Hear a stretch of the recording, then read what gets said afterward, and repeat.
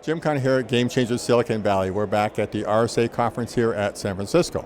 I've got a really interesting conversation here with Fraser Kayne of Bromium about protecting the everyday user from malware and other types of, shall we say, infections of all types of digital infections. So I was a little surprised. I thought you were talking about a web server, but you're talking about the actual PC that people travel around with. So why don't you give our audience a little explanation? Well, thanks, Jim. That's right. We're talking about the PC because we believe people are the perimeter, so the protection has to follow the user around.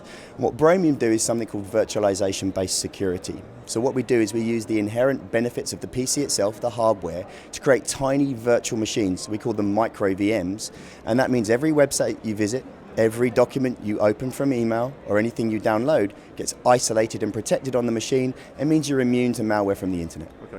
So let's, for my purposes and the audience, explain what a VM is and what this whole idea of virtualization is. It's not an everyday term.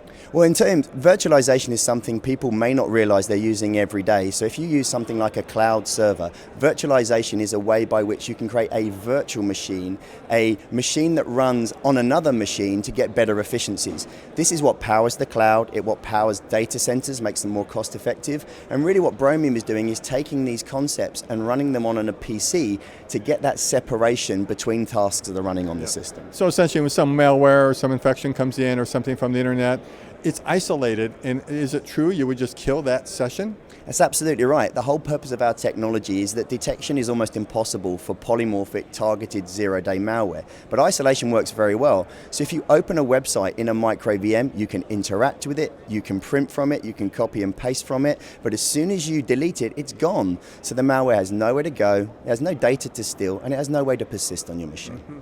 Now, most of us who are end users, we are aware of opening multiple windows, whether we're on a Mac or a Windows machine. Is a operating window or an application window synonymous with a virtual session?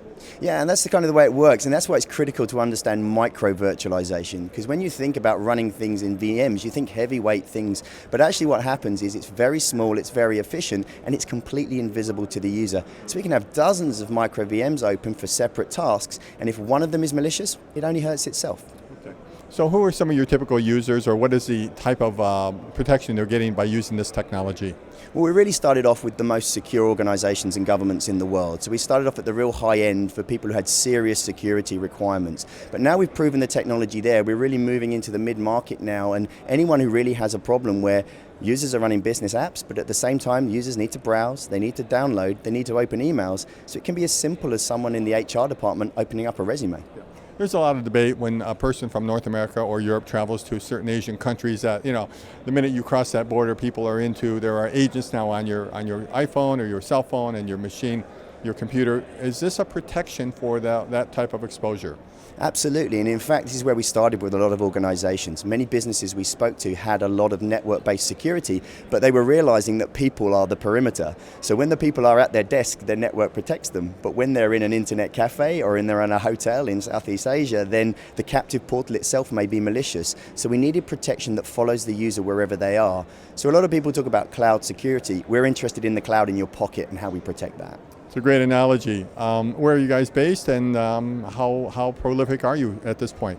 Well, we're based dually in Cupertino in California, but also Cambridge in the UK. Our heritage is out of Cambridge University and the founders of the Zen hypervisor. So we're based in those two places, and we really are a go-to-market operation around the world just to see where we can help people. Great. Fraser, for our audience, if they have some interest in following up, what would be the best way to contact you? Best place to start is always the website, www.bromium.com. Start there. There's a link they can click on if they'd like to see a demonstration, and we'd be happy to help people. Thank you very much. You've been very insightful. I wasn't aware of this technology and appreciate your time. I wish you every success going forward. Thank you very much, Jim. Thank you, everyone.